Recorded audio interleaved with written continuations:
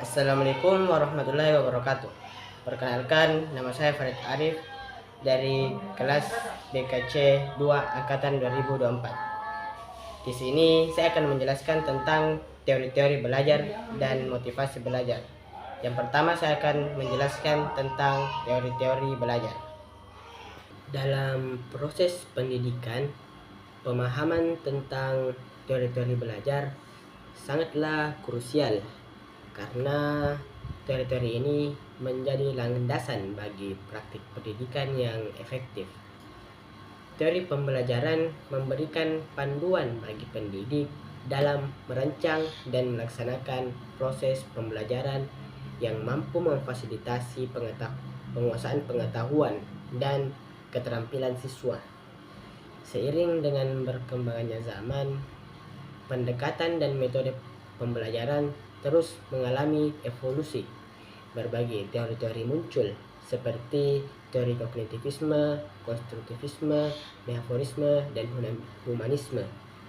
Masing-masing teori ini menawarkan perspektif yang berbeda dalam memahami proses pembelajaran yang tidak hanya berdampak pada siswa saja, tapi juga pada peran pendidik dalam menciptakan lingkungan yang lebih kondusif. Yang pertama, ada teori behaviorisme. Teori ini merupakan salah satu pendekatan psikologi yang berfokus pada perubahan perilaku sebagai hasil dari respon terhadap stimulus dari lingkungan. Teori ini dikembangkan oleh tokoh-tokoh seperti Ivan Pavlov, B.F. Skinner, dan John Watson. Teori ini memandang bahwa proses pembelajaran terjadi ketika ada perubahan dalam perilaku yang dapat diamati.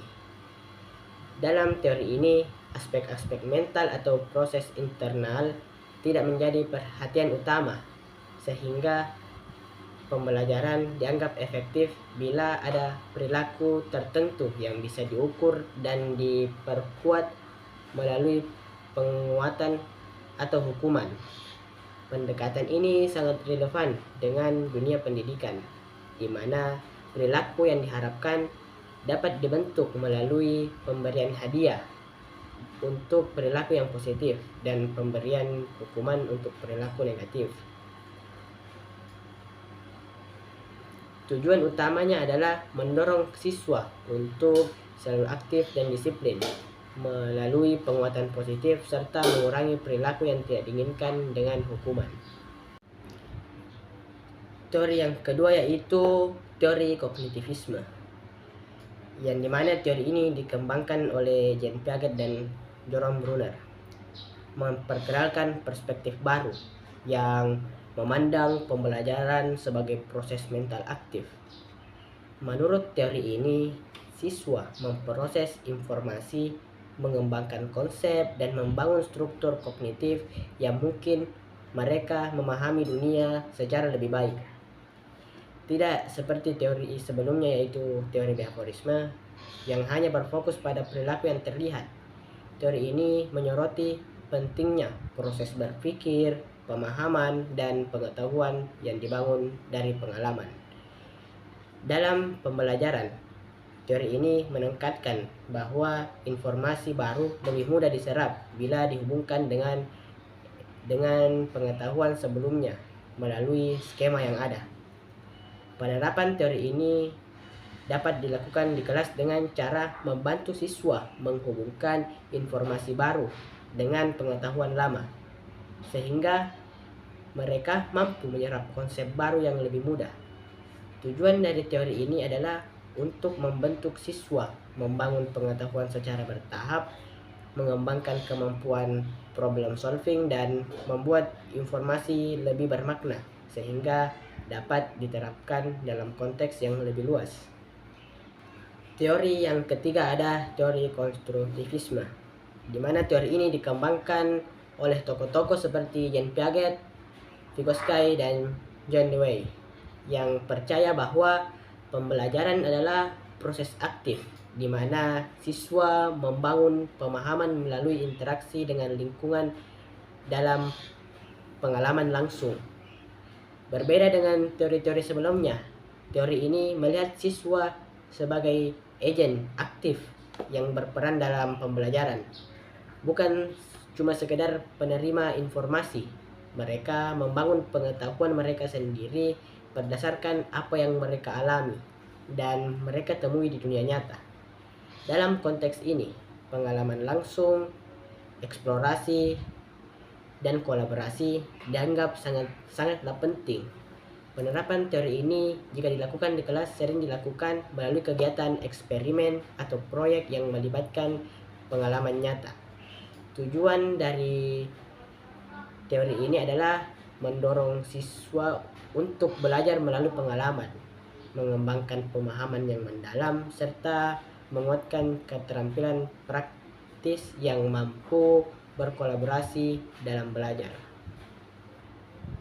Teori yang keempat atau teori yang terakhir adalah teori humanistik, yang mana teori ini dikembangkan oleh Abraham Maslow dan Carl Rogers, menawarkan pandangan bahwa pembelajaran tidak hanya berkaitan dengan pengetahuan akademik, tetapi juga berfokus pada pengembangan diri dan pemenuhan potensi.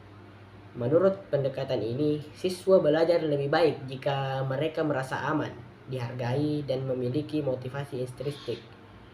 Maslow memperkenalkan konsep kebutuhan dasar, di mana kebutuhan akan rasa aman dan penghargaan yang dipenuhi sebelum seseorang mencapai aktualisasi atau potensi terbaiknya.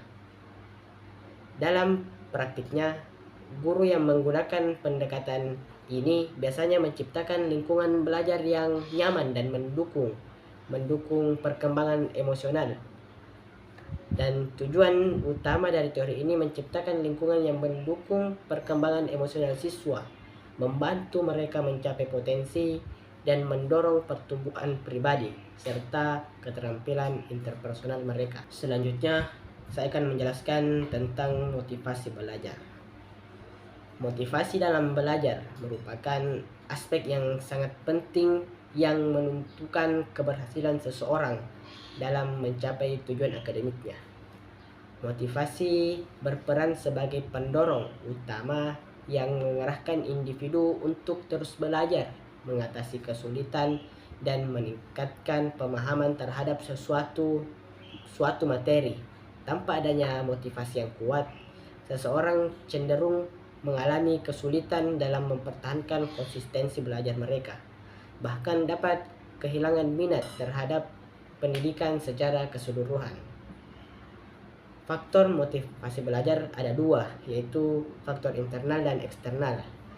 Faktor internal yang mempengaruhi motivasi belajar meliputi minat, bakat, kebutuhan, serta tujuan yang ingin dicapai oleh siswa.